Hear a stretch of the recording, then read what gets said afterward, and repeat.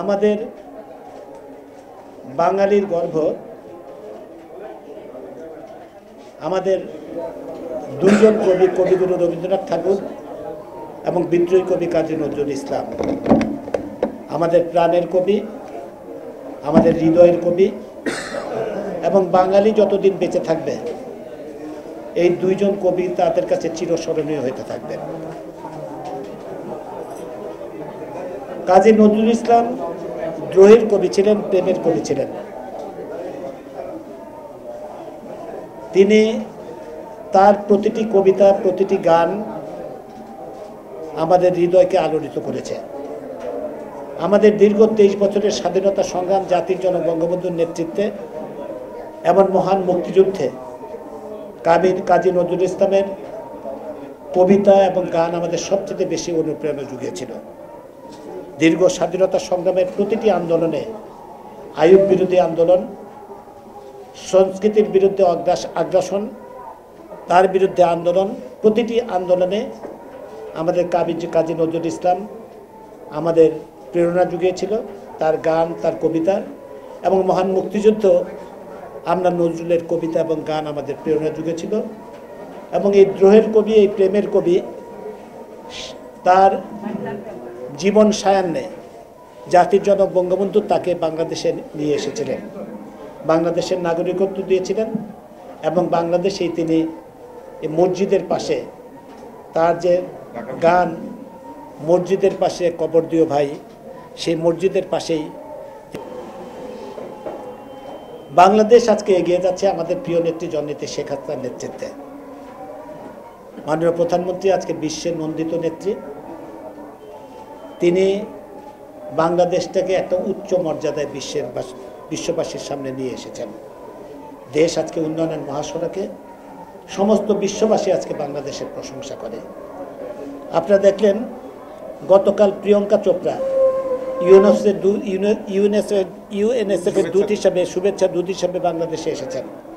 কক্সবাজার তিনি রোহিঙ্গাদের পাশে কাটিয়েছেন কয়েকদিন, এবং তিনি যাবার সময়ও আমার মাননীয় প্রধানমন্ত্রীর সাথে দেখা করে বলে গেছেন যে বাংলাদেশের যে ভূমিকা তা প্রশংসনীয় না কেবল, এটা বিশ্বের কাছে সবচেয়ে একটা উদাহরণ হিসেবে থাকবে বাংলাদেশের যে ভূমিকা রোহিঙ্গাদের ব্যাপারে। বাংলাদেশ থেকে শিক্ষা নেওয়া উচিত বিশ্ববাসীর। আজকে যাবার সময় এই কথাটা বলে গেছেন। আমাদের প্রিয় নেত্রী আজকে শান্তিনিকেতনে গেছেন। তিনি আজকে শান্তিনিকেতনের হয়তো পৌঁছে গেছেন এতক্ষণে। সেখানে নরেন্দ্র মোদীর সাথে কথা হবে, পশ্চিমবঙ্গের মুখ্যমন্ত্রী মমতা ব্যানার্জির সাথে কথা হবে। সেখানে নিকেতনে বাংলাদেশ ভবনের উদ্বোধন করবেন। সেখানে বিরাট একটা সম্বর্ধনার আয়োজন করা হবে। সেখানে আমাদের মাননীয় প্রধানমন্ত্রী নরেন্দ্র মোদী এবং মমতা ব্যানার্জি তারা একসাথে সেই অনুষ্ঠানে অংশগ্রহণ করবেন এবং বাংলাদেশ ভবনের উদ্বোধন করবেন তিনি সেখানে। আজকে মাননীয় প্রধানমন্ত্রী যে এই যে সফর, শান্তিনিকেতনে যে যাত্রা, তার আমাদের বাঙালির হৃদয়ের জায়গা শান্তিনিকেতন, কবিগুরু রবীন্দ্রনাথের হাতে গড়া শান্তিনিকেতন, সেখানে যে তার যে যাত্রা, সেখানে তার যে একটা সুন্দর আনিষ্টকতার মধ্য দিয়ে সেখানে যে দুদিন কাটাবেন, এই শান্তিনিকেতনের যাত্রার বিষয়টাকেও আজকে লক্ষ্য করবেন এক শ্রেণীর রাজনৈতিকবিদরা।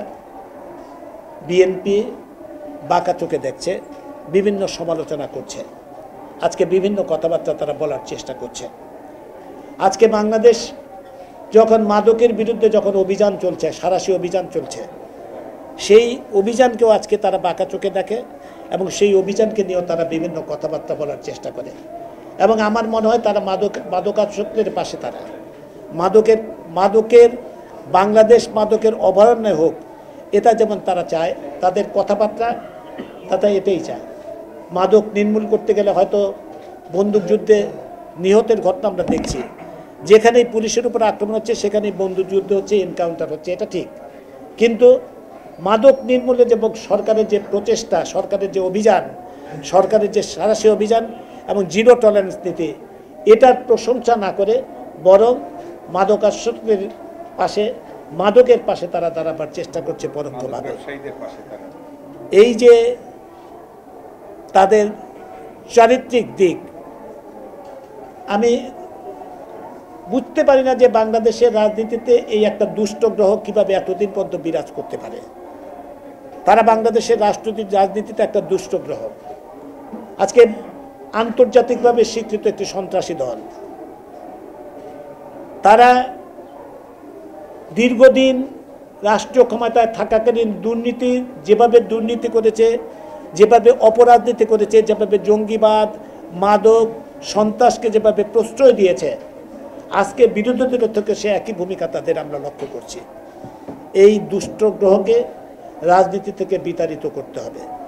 আমাদের মুক্তিযুদ্ধের চেতনা, মুক্তিযুদ্ধের মূল্যবোধ, মুক্তিযুদ্ধের অর্জনগুলোকে যদি প্রতিষ্ঠা করতে চাই এবং বাংলাদেশটাকে যদি একটি শান্তির দেশ, একটি সমৃদ্ধির দেশ, একটি উন্নয়নশীল দেশ, বাংলাদেশ যে আজকে উন্নয়নশীল দেশের যে পদার্পণ করেছে, আমরা উন্নত বিশ্বের দিকে, উন্নত দেশের দিকে যে আমাদের যাত্রা, সেটাকে যদি আমরা পঙ্কিলতা মুক্ত করতে চাই, বাধা মুক্ত করতে চাই, তাহলে এই রাজনীতিকে দুষ্ট গ্রহকে চিরতরে রাজনীতি থেকে বিদায় করতে হবে।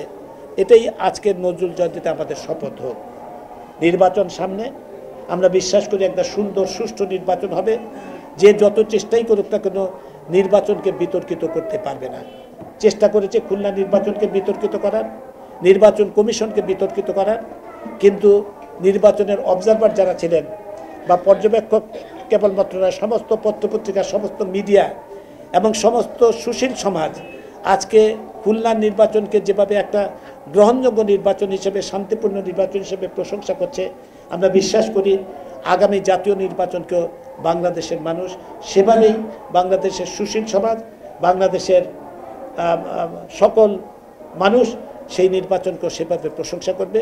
সেরকম একটা সুষ্ঠু নির্বাচন আগামী দিন নির্বাচন কমিশন আমাদের উপহার দেবেন, এটা আমরা বিশ্বাস করি। যতই চেষ্টা করুক নির্বাচনকে বা নির্বাচন কমিশনকে বিতর্কিত করা বা প্রশ্নবিদ্ধ করার চেষ্টা তাদের কোনো অবস্থাতেই সফল হবে না, এটা আমরা নির্দ্বিধায় বলতে পারি। আজকে নির্বাচন কমিশন গতকালকে একটি বৈঠক করে সিদ্ধান্ত নিয়েছে সংসদ সদস্যরা নির্বাচনে পার্টিসিপেট করতে পারে। একটা সুন্দর সিদ্ধান্ত, একটা যুগোপযোগী সিদ্ধান্ত আমি বলবো, যেখানে বিএনপির হেভিওয়েট নেতারা নির্বাচনে মাঠে যেতে পারছেন, যেখানে বিভিন্ন দলের হেভিওয়েট নেতারা একসময় মন্ত্রী ছিলেন, ডাকসেতে নেতা, বিএনপি বিভিন্ন পদে যারা অধিষ্ঠিত আছেন, তারা যেখানে নির্বাচনের মাঠে অবাধে প্রচারণায় অংশগ্রহণ করতে পারছেন, সেখানে সংসদ সদস্যরা প্রচারে অংশগ্রহণ করতে পারেন না। এই যে বৈষম্যমূলক নীতি, এর যে পরিবর্তন নির্বাচন কমিশন করেছে, এর অবশ্যই এর প্রশংসার দাবিদার রাখে।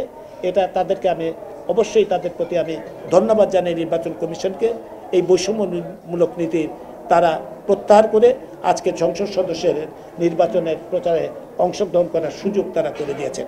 অথচ এই বিষয়টিকেও বিএনপি বাঁকা চোখে দেখছে এবং এই বিষয়টিকেও সমালোচনা করছে। তারা কেবলমাত্র তাদের বিএনপির চরিত্রই হচ্ছে কেবলমাত্র মিথ্যা মিথ্যা এবং মিথ্যা কথা বলা, বিভ্রান্তি এবং বিভ্রান্তি ছড়ানো এবং প্রতিটি ভালো দিকের নেতিবাচক মন্তব্য করা, সমালোচনা করা, এটাই তাদের চারিত্রিক বৈশিষ্ট্য। এরা রাজনীতিতে একটি দুষ্ট গ্রহ এবং এদের রাজনীতি থেকে, বাংলাদেশের রাজনীতি থেকে বিতাড়িত করতে না পারলে, চিরতরে বিতাড়িত করতে না পারলে বাংলাদেশের কোনো সময় বাংলাদেশের সমৃদ্ধি, উন্নয়ন এবং রাজনীতি শঙ্কামুক্ত হবে না এবং বাধামুক্ত হবে না। কাজেই আজকে নজরুল জয়ন্তীতে আমি আহ্বান জানাবো, আসুন আমরা শপথ নেই এই দুষ্ট গ্রহকে আগামী নির্বাচনের মাধ্যমে রাজনীতি থেকে চিরতরে বিদায় আমরা যাতে করতে পারি, তার জন্য আমরা শপথ নেই। এই কথা বলে সবাইকে ধন্যবাদ জানিয়ে আমরা নজরুলের গান শুনব। সবাই গান শোনার আহ্বান জানিয়ে আমার কথা বলা শেষ করছি। খোদা হাফেজ। জয় বাংলা, জয় বঙ্গবন্ধু, বাংলাদেশ চিরজীবী।